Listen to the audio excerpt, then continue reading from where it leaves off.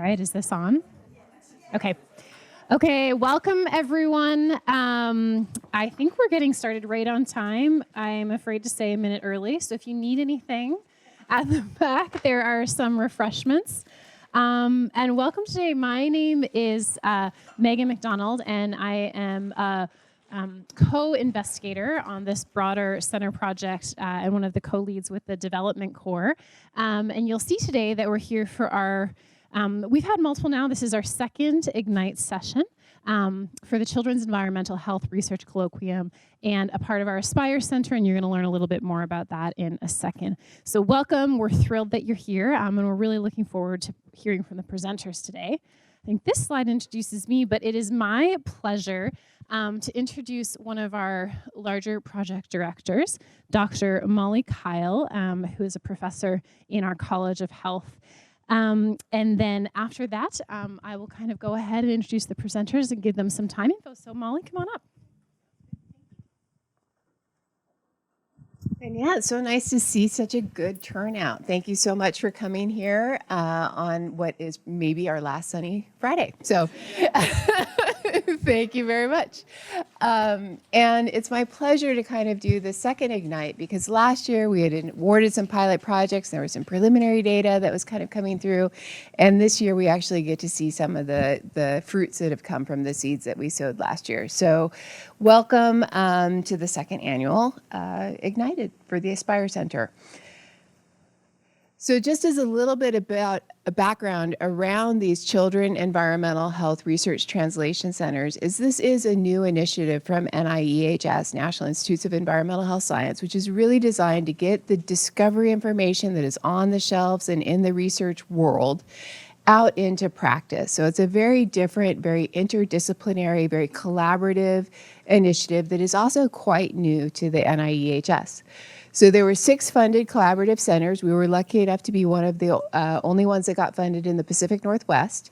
And the goals here for the centers are really to facilitate collaborations among experts across disciplines and across programs, practices, and policies, to engage partners to move science into public health and clinical practice, to translate that existing information around children's environmental health research and make it more accessible to specific target audiences, and to develop and implement new tools, methods, and intervention and preventative strategies that really are designed to help mitigate environmental hazards and promote children's health and well-being, as well as to stimulate pilot projects. So I'm not going to talk very much because we have a lot of the pilot project awardees here, and we're really curious to see what you've done in the last year of work. But what I do want to point out is it is a national network, and the centers collaborate as well. So all of the centers have different levels of expertise and different things that they're focusing on.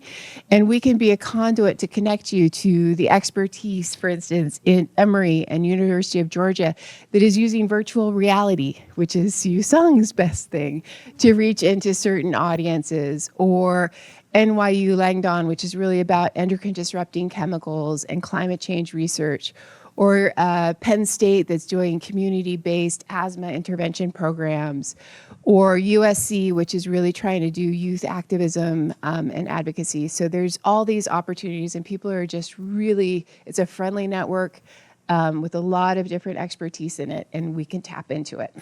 And we're happy to help people tap into it. So our mission statement is quite broad. We facilitate multi-directional interventions between stakeholders that lead to the creation and dissemination of evidence-based environmental health programs that improves children's health and well-being in Oregon and beyond. Our strategy really is about leveraging partnerships to accelerate the adoption of evidence-informed interventions that reduce harmful environmental exposures where children live, play, and go to school.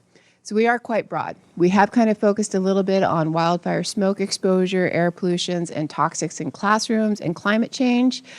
So those were kind of the nexuses of interventions that bubbled up as areas of interest. But if you have another topic, we're open. We're not being specific to one thing. Just a little bit about the organization and who we are. We are organized into 3 cores. It's a little confusing. I sit in the admin core along with Megan McClellan, who's here if you want to raise your hand. Dixie Jackson, who we absolutely need to thank for organizing today. Thank you. And we're a typical admin corps, so nothing exciting here. The development corps, though, on the other hand, is where some of the excitement happens. So this group really kind of funds data science initiatives, social media mining projects, as well as a catalyst project. It's Megan MacDonald, who you just met, Perry Heistad, our lumberjack in the middle, and then is Andy here, Andy Larkin.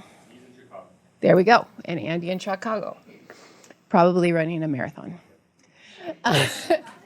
And then the other exciting core is really the translation core. This is Megan's also in that one, but we have Veronica Urban and Allison Myers, not here, and Nicole. I saw her in the back. There you go. They're really about trying to understand the stakeholders' needs, because we really are trying to stay out of the ivory tower with this grant, as well as undergoing some scoping reviews to try to identify best practices for community level change. And they also have a pilot fund, so we'll hear from some of those people today as well. Which is a reminder that we do give money away. So that was kind of one of the big impetuses for getting this center. We have two of those cores, the development core, the translation core. It's up to $60,000 or up to $80,000. The applications are going to open next month with the deadline of applying in January 5th. So if you haven't signed up for the newsletter and thing, I think there's a sign up in the back, or you can email me or email Dixie, or just reach out to any of us and we can give you information about this as we move forward. We always try to award as many grants as possible, given the funding that we have.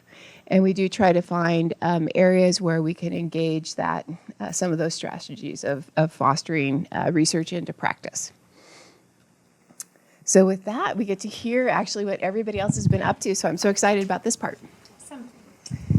Thank you so much. Okay, I just had to take notes on my phone because I forgot to bring a pen over there. So I also should have mentioned I'm going to be facilitating today's event. So we have 7 awardees, both current awardees and past awardees with our pilot projects. We have an instruction, as you know, this is being recorded and live streamed at the moment. So our current presenters who are in the room, if you want to raise your hands, should be 7 of you. Okay, great. What we'll do is have you standing a little bit closer to this mic, sort of where I am right now, and I'll give you a clicker to go as well. We'd also ask the presenters to please introduce yourselves, and I would love to introduce you to Marie Harvey, our Associate Dean of Research for the College of Health. And presenters, you have 5 minutes, and Marie will give you the 1-minute warning. We have a little bit of a buffer today, so don't worry too much. She'll give you the 1 minute, but she will, let you know if it's definitely time. And make sure 5 minutes. Great. So without further ado, we'd like to call up our first presenter. Aver? Yes, great. Come on up. Thank you. And also, applause. Come on up. Applause are welcomed. We are going to save questions until the very end after all of the presenters. So, thank you. Oh, got it. All right, good afternoon. My name is Aver Yakubu, and I am the programs director at Nurturely. We are based in Eugene, Oregon, and I will be giving the Cliff Notes version overview of Wombs and Wildfires, which is aiming at prioritizing perinatal equity in wildfire mitigation and resilience. All right. So Nurturely's mission overall, as you can see, is to promote equity in perinatal wellness and strengthen cultures of support for infants and caregivers. The founder, Emily Little, is a researcher by training, and she wanted to create the opportunity to operationalize evidence-based practice outside of the ivory tower, as we say. So with that, we tackle a lot of different root causes of disparities in pregnancy, postpartum, and in infant health overall. All right, so Wombs and Wildfires in particular is a collaboration with many different sectors, cross-sector collaboration. So that includes Human Rights Watch, which is an international human rights organization that addresses any forms of violations to human rights. Nurturely, of course, and also different various communities throughout the state of Oregon, as well as other partners, including Dr. Veronica Urban, of course. Thank you. So as far as going into what the problem is, so as we know, there are many different wildfires and other associated issues related to wildfire, including smoke and effects on birthing outcomes. So Oregon at large has lower adverse birth outcomes, but when you stratify that data by different factors, including by race and also socioeconomic status, you see some glaring disparities.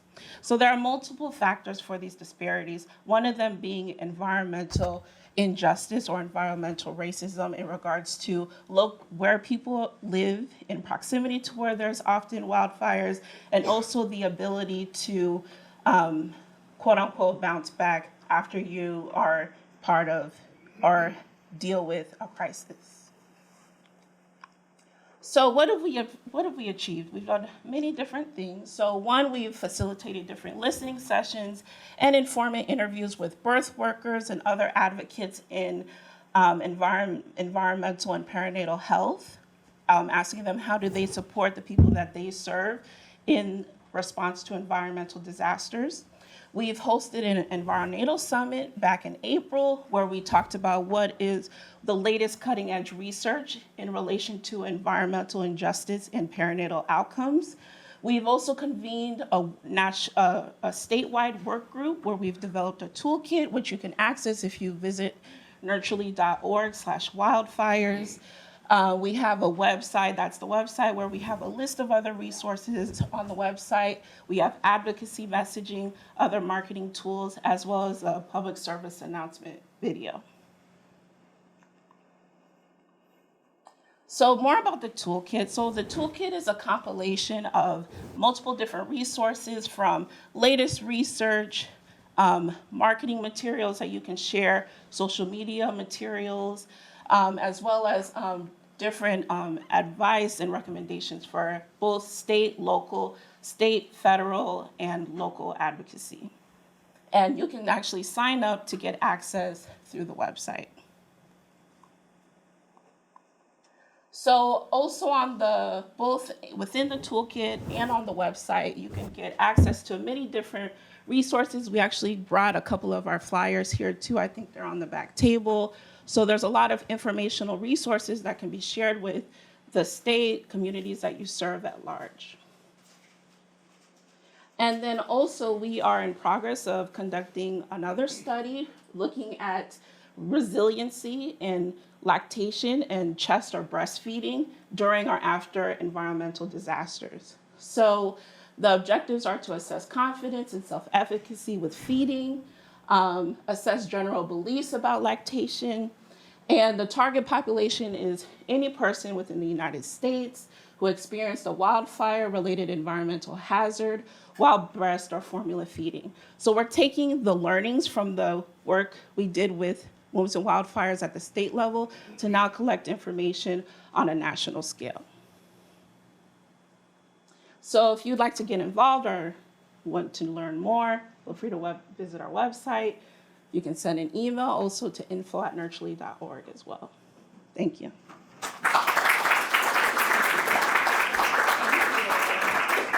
Thank you so much. And next up, we have Sara. Well, I'm famously a little bit of a nervous presenter. My name is Sara Jones, and I'm the Community Engagement Coordinator for the Ashland Forest Resiliency. Well, Smokewise Ashland is part of our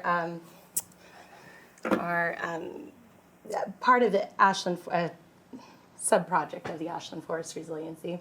And we started that in 2017, and that was to address really the year-round smoke that we have in our community from prescribed fire in the shoulder seasons, that's lower concentration and lower and predicted duration too. really for a lot of that. And so this town is, our town of Ashland in Southern Oregon is nestled between the Siskiyou Mountains and the Klamath Mountains, and there's 21,500 people living here. But we are also in a population center in Southern Oregon and in the Rogue Valley. So we're the southernmost city, and then we're close to a more metropolitan city of Medford with 80,000 people. And what's guiding our practices for SmokeWise Ashland is the Ashland Community Response Plan for Smoke. And that is a policy that helps coordinate the actions we're going to take for vulnerable populations. And we've identified 3,400 children as who we're serving in Ashland, but we are expanding that project to serve more children across Southern Oregon. And SmokeWise mission is to protect public health and create community resilience in the face of increasing summer wildfire smoke and the overwhelming need to reduce community wildfire risk through proactive, safely conducted control burning. And so what we've done is we've created 5 different cleaner air spaces for Ashland around the community. And here you can see Cody. He is one of the librarians at the Children's Library, and he's sitting next to one of the purifiers that we've installed. This is an old wing of the library, and so it has older windows, leaky windows. When we first did a walkthrough of this space, one of the windows had fallen down. It was open during a 150 PM 2.5 smoke event outside. So we've been monitoring the air quality for the longest period of time at the Ashland Library. And we first installed a purple air monitor in the summer of 2021. And then here you can see on the top right corner, that is a space that is in the old Briscoe School, where the Oregon Child Development Coalition serves migrant families, and there's 120 students who attend that 0 to 5. And so that's been identified as a priority space. And here I wanted to show, this is the gymnasium. This doesn't have any ventilation there for the OCDC Briscoe site. And you can see the kids playing, but we have one of the purifiers in there. But what we're doing is we're monitoring the air quality, and then we're making adjustments as we need to. So this is a space where we've taken out the air purifier and put in an air scrubber because of the volume of that space. And noise is not as much of a concern in a gymnasium. So we're testing all of these interventions and using air quality monitors to see if those interventions are working, and developing smoke preparedness plans. We found from developing our own plan for the Ashland Community Response Plan for Smoke that if you do not identify who is going to take those actions and put them in place, they won't happen, and you won't know what the air quality is if you don't install those monitors. So next slide. These are the sites where we've been monitoring. Here, there actually isn't enough electrical outlets at the old Briscoe School, so we have the outdoor air quality monitor across the street at the Methodist Church, and you can see that these are all indoor air quality monitors. And this center wing, we have gotten additional funding from the EPA to make some upgrades to the Briscoe School, and that's been really because of the partnership that we have with OSU Aspire to be able to do additional funding for a toolkit that will help this information and implementation of the research on best practices be shared across Southern Oregon. And you can see that from that air quality is very poor inside those classrooms. And the next slide. Here you can see a vestibule at Bellevue. And Bellevue has air scrubbers that are unplugged. It's a newer school. They don't need as many interventions. And you can see that's an underutilized resource. But it's also, part of the reason why they're not using it is because it's so loud. And it's in a learning environment. And so that's why they're not using those sometimes. And then you can see the old boiler there for the Briscoe School that needs replaced, so the whole building really needs to be upgraded. Some of our challenges are the data gaps in AQI monitoring, maintaining the air purifiers, stakeholder capacity, and smoke plans. Building age and HVAC systems vary, but we are getting help from OSU Sustainable and Healthy Buildings Lab too, and Parichehr as Salimifard is helping us with that. And next slide. So we've expanded partnerships and for health research translation. One important way we've done that is securing contractual agreements with our local partners, and we're building those relationships. We've secured additional funding from the EPA. And this is a cross-disciplinary team that we formed, and it's just a wonderful way for us to get more health research into practice. And I'll be transparent with this. I have been doing this work since 2017, but I didn't know all the technical terms for what I was doing as a community partner. But communications and explaining clearly the scientific actions that you need to take to reduce your exposure to smoke is something that I've specialized in over the last 7 years. So the next slide. So you really stop. Okay, and that's it. We're done. Thank you. Thank you. Perfect timing. All right, next up we have Parichehr. Hello, everyone. Good afternoon. So thank you very much, Sara, for a very great talk, and it's a good segue to talk about my pilot project with Aspire Center.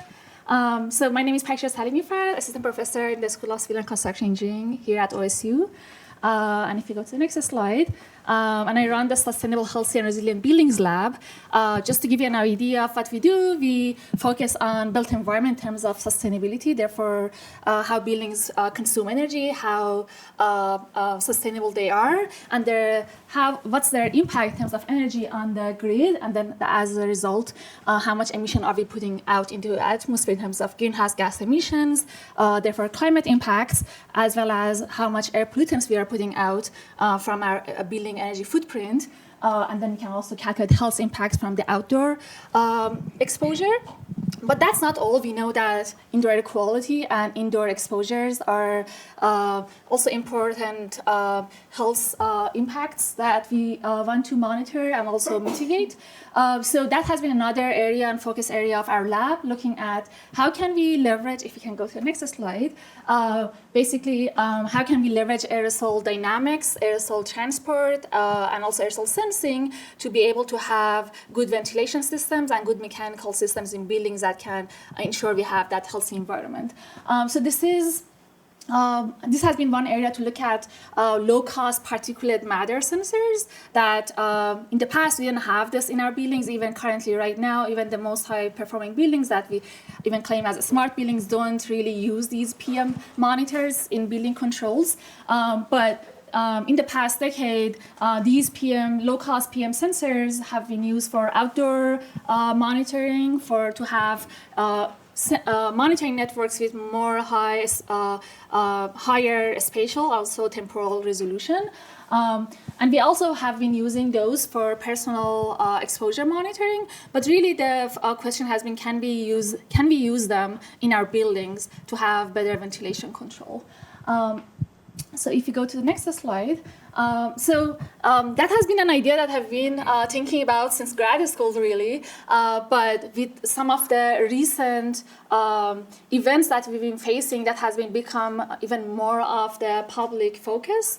From COVID-19, that has been an example of how a pandemic that can be transported and can be basically spread indoors as a main route of transmission, and what's the role of buildings in that, and how can we have ventilation systems that are basically resilient toward those kind of events, and how would that also look like when we have that at the same time as we have a wildfire event, as we had in the summer of 2020 here in Oregon. And that was basically a huge challenge. In the Northeast, we would recommend basically open your windows to have higher ventilation, but then what do we do when we have a wildfire happening at the same time? So that has been basically the idea and motivation behind this pilot project. that Aspire, we're very grateful from Aspire Center to support this pilot project and enable us to be able to pursue this. And another really thing that I'm thankful for the Aspire Center leadership has been the fact that from the beginning, they facilitated collaboration with the other awardees, and we have been able to collaborate with Sarah Jones to join forces and have our different projects with different research questions, but use the same site and collaborate on it. So we have been monitoring different sites that Sara presented in Ashland, Oregon, and we have been co-locating different air quality monitors, Purple Air that Sara has been installing from years before, and we had another monitor, IC Sentinel, that has a whole host of different environmental exposures that we're monitoring, not only PM, but also CO2, temperature, relative humidity, and so on. So if you can go to the next slide, please. Here's a schematic of one of our school sites, OCDC, that Sara was showing us for children from 0 to 5 years of age. And one interesting thing about this building is that it has different ventilation characteristics in different zones of the building. Some parts we have mechanical ventilation, some parts we don't have any ventilation at all, and some parts we have upgraded. So we have been able to look at different classrooms that present different types of ventilation systems that we would typically have in different buildings. If you go to the next slide, here is just to show you an example of how air quality would look like in the span of a year. This is the result of AQI values for just 2023, this year from January up until September. And you can see how the AQI can range from good all the way to being very to be unhealthy and also very unhealthy. And this is just for the Jackson County where Ashland, Oregon is residing in. And at the same time, we looked at, if you go to the next slide, how would the PM 2.5 concentration would look like in one of these classrooms that we are monitoring. And you can see how just in a couple of days from August 22nd to August 24th, where we had some of those smoke days in Ashland, how quickly the PM 2.5 concentration can vary. And it's like the transition between being moderate to be unhealthy for sensitive group or even unhealthy can happen very fast. And it's even one takeaway that we had here was that the change in the concentration level is higher than just like a daily AQI report that we can get from outdoors. And that's another reason for why we need to have indoor PM monitoring that can inform our decisions in building control much faster. We've been also looking at other environmental exposures such as CO2, relative humidity, and how the relationship between those. We have some preliminary results, but we're excited as we are gathering and collecting more of our data to be able to answer some of those questions around this topic. And if you go to the next slide, and I wanted to also thank all of our collaborators, our team members, and we're excited, as Sara mentioned, that we have some developments in terms of being able to expand and continue our project in more long term, and hopefully we'll be able to share the good news soon. Thank you for your attention. Thank you. Thank you, Parichehr. And for Dayna, we have Molly. Oh, that's right. So we should have actually put a picture of Dayna Swanson up here. She is an early childhood and the director of a facility up in Bend, Oregon, and couldn't make it down here today. But she leads the little Beavs, and I forget actually how many children she has. So anyway, so I'm standing in for Dayna today. She was one of the pilot project awardees, and she was really kind of interested in making her classrooms a little greener, more sustainable, and safer for the kids by reducing their exposures to toxic chemicals. So her problem was that Little Beavs is an early learning center, and they wanted to ensure the safety of their current and future early learning environment because they'll be moving into a new facility up in Bend that's located right next to a landfill. So there's a lot of parent concerns about what that means. And also, the facility, the existing facility, is kind of a put-together trailer camp as they make this move. So she's kind of spanning an old world, looking at a new world. So the solution that she wanted to do was participate in an eco-healthy certification course to learn how to mitigate and avoid toxic chemicals. And so we aligned her with 2 programs because one of those strategies that we try to do is find those interventions that exist, ideally across multiple levels, and plug people into them, because many times these are unfunded mandates. So we chose the Oregon Choose Safe Place Initiative, which is a statewide initiative that was initially developed by the Agency of Toxic Substances and Disease Registry at the CDC, which is designed to help child care centers make their properties safer for kids by protecting them from potentially harmful chemicals. And then also with the Eco Healthy Child Care course, which is a national initiative, which provides caretakers with very realistic and very cost-effective strategies to eliminate environmental hazards in their early learning centers. So she used the pilot project program to educate herself and improve her work environment. So just a little bit more about those eco-healthy childcare facility endorsements is it was developed by the Children's Environmental Health Network. They're one of the collaborators within our center organization. So if anybody wants to reach out to them, they're an award-winning and it's an evidence-based program that helps child care professionals eliminate environmental hazards that are found in child care facilities. So it's a series of kind of videos. It's a self-paced learning module. Once you've done the education, you can then actually demonstrate through a checklist, like the activities that you've done, the changes that you've put into place or that you can intend to put into place. So they count the attendance. If you make a certain amount of score on that, then you can become certified. So she was able to complete the eCampus course and make enough changes within her facility to actually get that child care professional endorsement. And I believe she is the second one in Oregon to do so. The facility has to comply, that's what it is, with at least 30 of the 35 best practices. These were the ones that she found kind of the most useful places to make changes, things around pesticides and pest prevention, air quality, some of the chemicals that are used in classrooms, looking for lead, eliminating it, especially the kind of lead paints, mercuries that can be found in everything from thermometers and sometimes even light switches.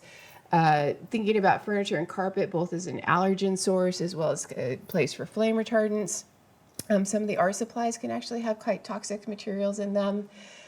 Plastics, some of the playground surfaces, doing a screening for radon, which Oregon Health Authority actually has a free program if anybody wants to do that, as well as kind of safe siding. So all of these were within the capacity of an overworked daycare provider with a little bit of support. And she found such a good time doing this and found it so educational that she was actually able to lobby for things that we would never have thought of. You know, like, can I please keep a classroom empty so that when it is bad air quality, my children have a place to stay inside? She would never have been able to kind of make that argument to her leadership until she'd kind of done this coordination. She learned about Santic Care, which is a replacement for bleach that doesn't have all the VOCs and all of the hazards and yet still has the same microbial quality. Simple things like that, no idling policies in front of the school, and on and on and on. Things that are easily transferable to others in her situation. So she was kind of our pilot project for this, and they are now an endorsed facility. And so we took what she learned, and so we kind of started an incentive program. So if you know of anybody else who's like Dayna Swanson, runs a daycare or an early childhood learning center that just needs a little bit of support to buy some time to undergo the Healthy Care Educational Program, we provide a $500 incentive funding to them. And we kind of do it in 2 stages. So if they get money for just getting the education, and then they'll get a little bit more if they actually go through with the certification, because we think this is a really useful and practical program here for Oregon. So thank you, Dayna. Thank you. Thank you, Molly, for presenting. All right, next up we have Cathy. So, hi everyone. My name is Cathy. I'm a postdoctoral fellow and a research associate at the Center for Science Communication Research over at the University of Oregon. Thank you so much for the invitation to come and talk to you all today. I'm going to be talking about a pilot project of ours that got funding through Aspire called How Do Air Quality Communications Influence Healthy Decisions? So I think many of us know that children are especially vulnerable to health effects from wildfire smoke exposure. And air quality indices, or AQIs, that many of us are familiar with, are used to communicate how clean or how polluted the air is, and often also communicate what kind of actions people can take in order to reduce their risks. Now, there are many ways to visualize this kind of information, and so this was a key question that we wanted to explore with this project. Can some infographics actually be used to increase intentions to adopt smoke protective actions, particularly among parents? And can we do that even when the level of smoke is maybe more at a moderate risk level compared to, let's say, a high risk level? So what we set out to do was collect data about previous wildfire experiences from people, test different AQI infographics and their impacts on people's action intentions, and also use these survey and experimental findings to develop evidence-based infographics to use going forward in order to communicate children's wildfire risks, risk to health. And I do want to quickly acknowledge the wonderful research team that I got to work with on this project. Dan Chapman, my co-PI, is here. He's a fellow research associate at the Center for Science Communication Research, and we worked with some really great experts over at the University of Oregon on this particular project.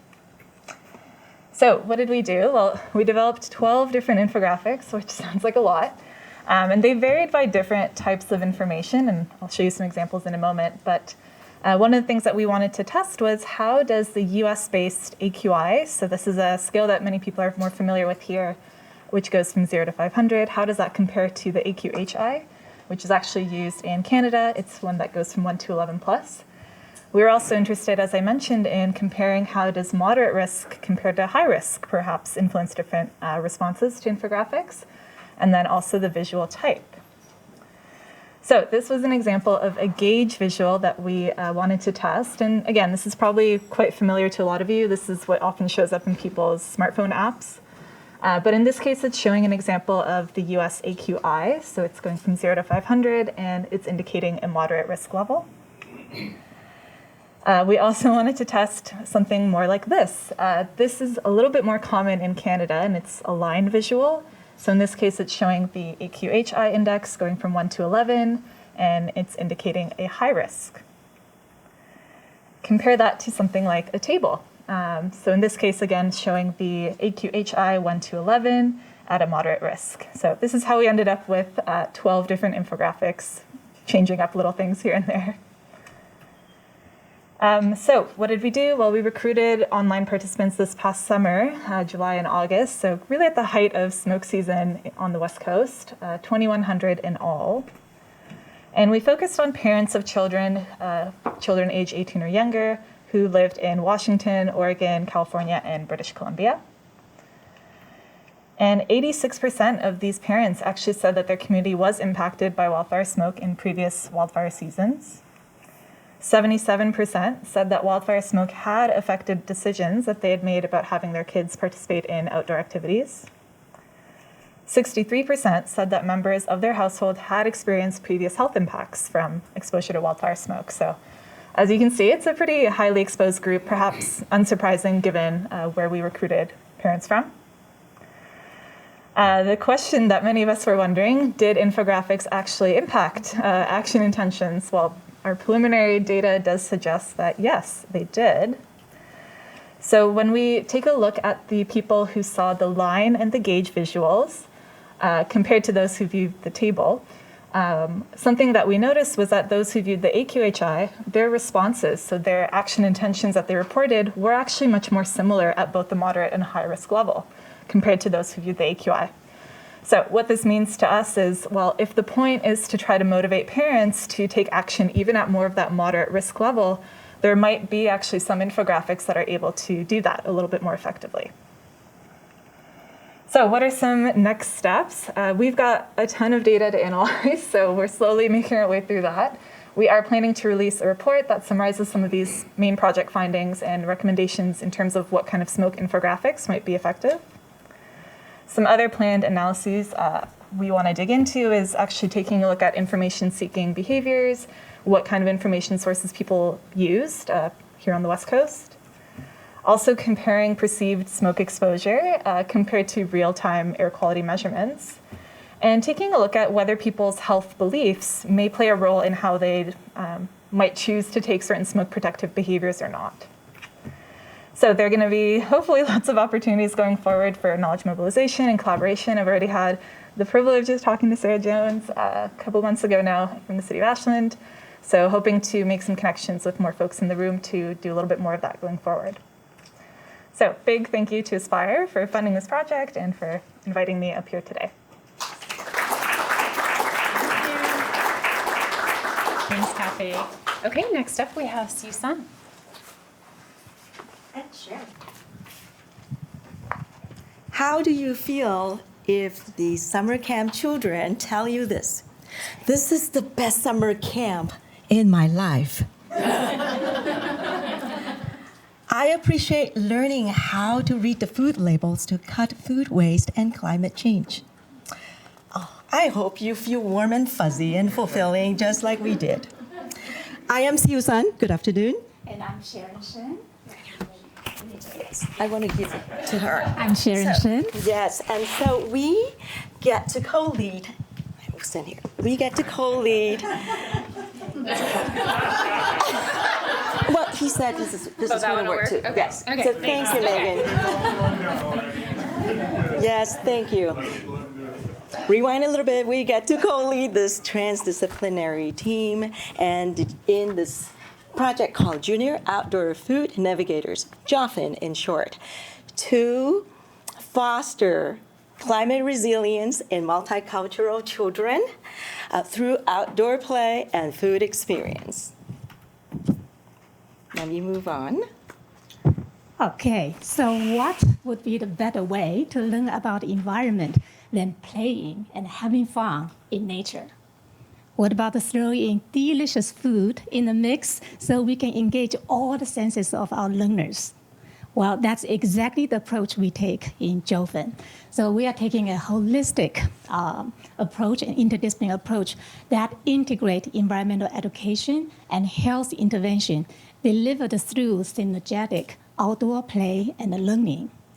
So in JOFN, we engaged a multidisciplinary team with research expertise in nutrition and epidemiology, nature learning and nature play, as well as extension specialists in positive youth development and environmental education.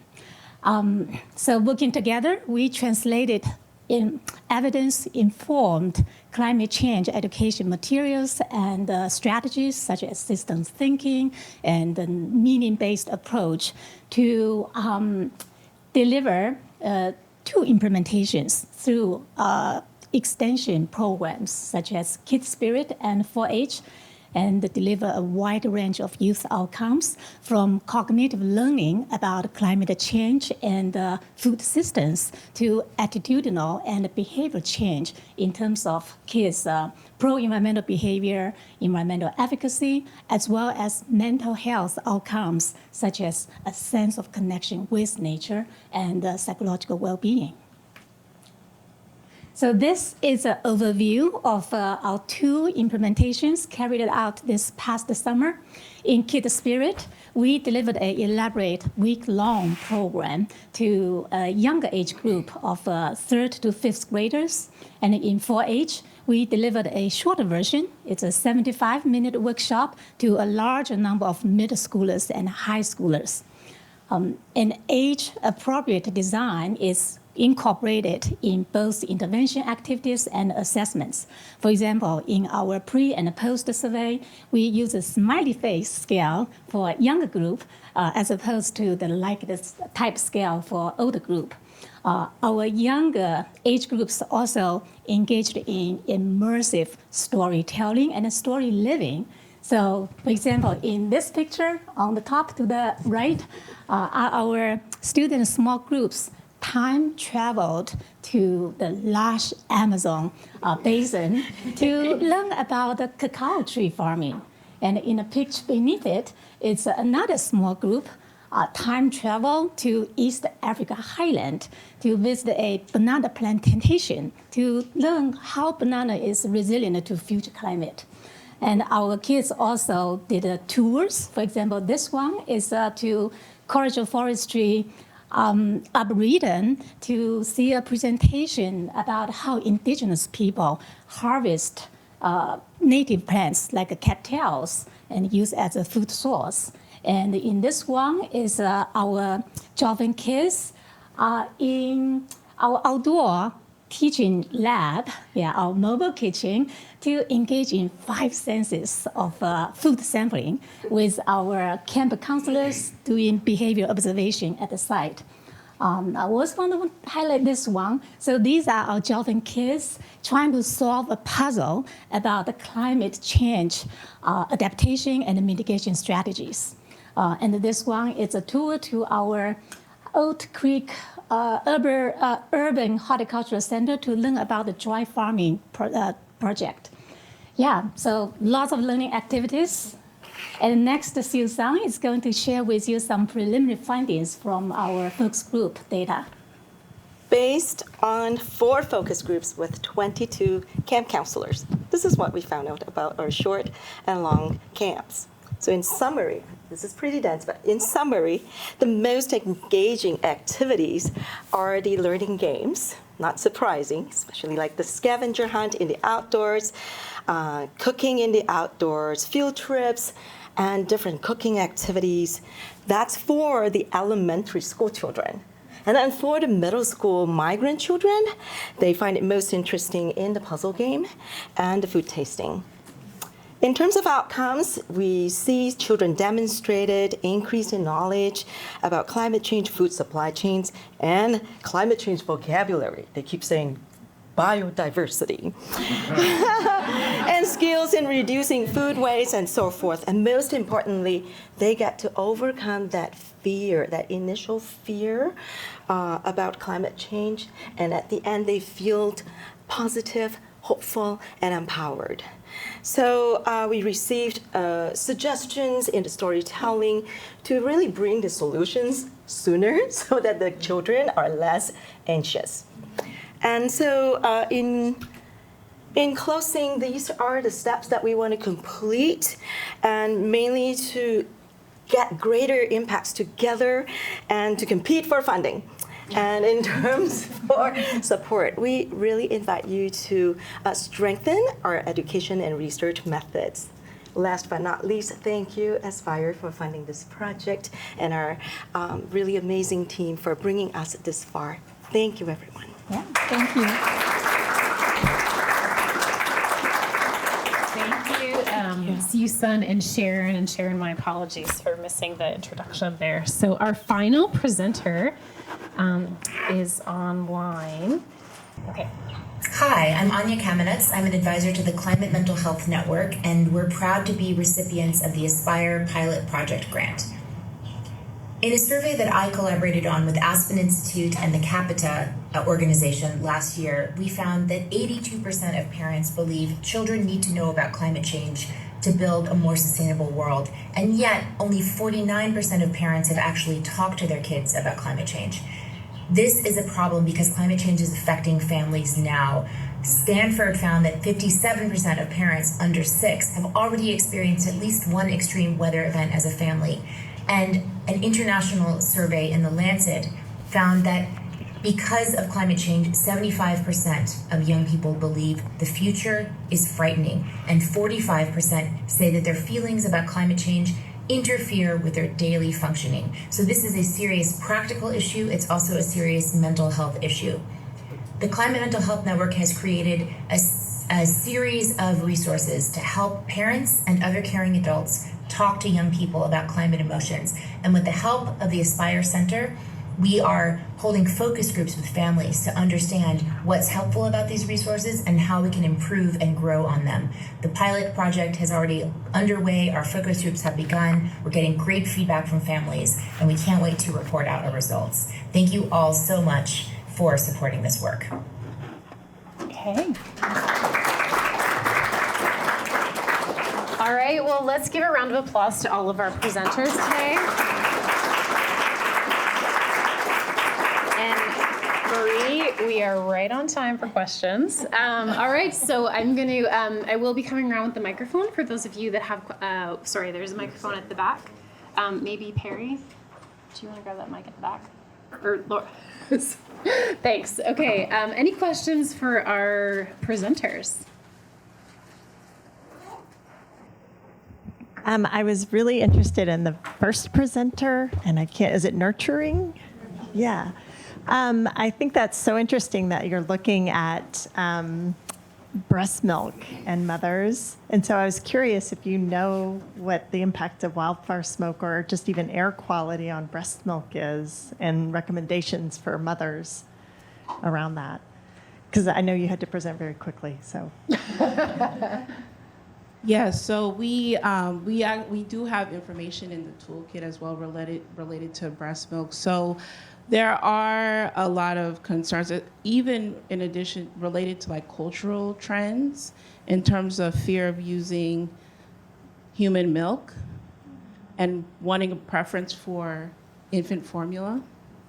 So we actually have another project that is called Allo Milk, where we're trying to set up a like an app for milk sharing access as a way to a mitigation factor for all of these, for this issue.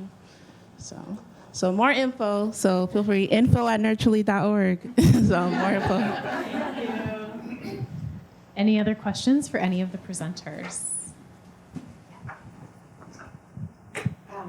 This is a question, I guess, in combination for Sarah Jones and Dr. Salimifard. Are most of our buildings inadequately equipped to actually be, because I have an air filter in my little apartment, but it's like 30 years old, so the apartment. So like, are most of us, kind of turning on our air purifiers and not really getting the full benefit of that? We'll have to share this mic. There we go.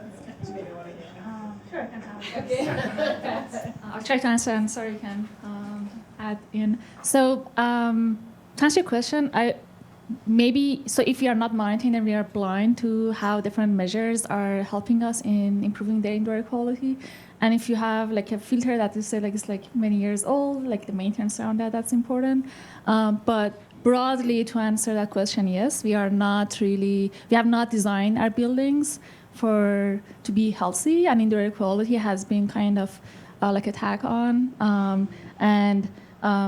Usually, like that has been kind of one of my pet peeves. Like when we have an energy crisis, we focus on energy efficiency, and when we are talking about climate, we zero on again energy efficiency measures and renewable energy. When we have like a crisis like COVID, or when we have the fire season, very short term, again we focus on turn our attention to healthy buildings measures and indoor air quality. But then, like these have not been in coordination, in tandem with each other. So they have not been fully integrated in our design and operation of even new and high performance constructions that we have. That was a good answer. We have different building types and different HVAC, and so the older buildings from our understanding, have the biggest challenges. And there's a big difference between residential and commercial, and we just like to be able to help identify more of those parameters and really encourage, if you can't afford it even at home, to measure your air quality. There's been programs started where you can check out an air quality monitor from a library, so we're starting to try to share how to apply those actions at home, but then also we feel like with the toolkit, we could give schools the technical knowledge and training to be able to measure the air quality, because like Parichehr is saying, if you don't measure it, you don't know what it is, and we really want to be encouraging them to systematically make those changes. But there's been significant investment, and I'm sorry I don't know the monetary figure, but into buildings in Ashland because of the smoke events we regularly are having and that we know will be having increased in the future. So they have been making significant upgrades to HVAC in buildings across all of Ashland to improve this. But there's still a lot of resistance to measuring if that impact is working with the school district too sometimes. So we're building that relationship. Thank you. We have about another minute or so if there are any other questions. I'll look for hands. In the meantime, though, if the presenters and colleagues, as well as the Aspire team, might be able to just stick around for a minute, we would request that after this session. Any final? Yeah, I got a microphone. Oh. I beat you to it. First of all, thank you, everyone, the presenters, for coming up. That was really amazing. To see what's come out of these 2 years of pilot. So congratulations. I think everybody said there's lots more that can be done, or we can expand, or we can increase our reach. So what can Aspire do to help you do that? And maybe let's take money off the table because that's always the easy one. But how can we help you apply for grants, analyze your data? What are things that would help you sort of expand what you've done already? And I can pass this off to I guess I'll start. I think the biggest thing for us now is we have all the data and we're kind of working through analyzing it. And the more that we're wondering, well, how do we make sure the results have an impact? I guess making sure we have an access to the network of people who are involved with Aspire, who might benefit the most from research results. I feel like that would be really helpful for us going forward.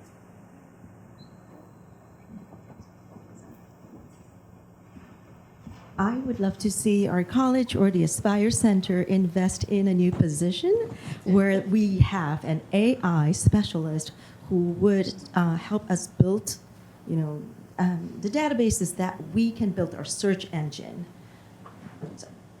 I think if we could figure out what different guidances we have around, I am not as familiar with the eco-friendly schools. I'm not sure I'm saying that right.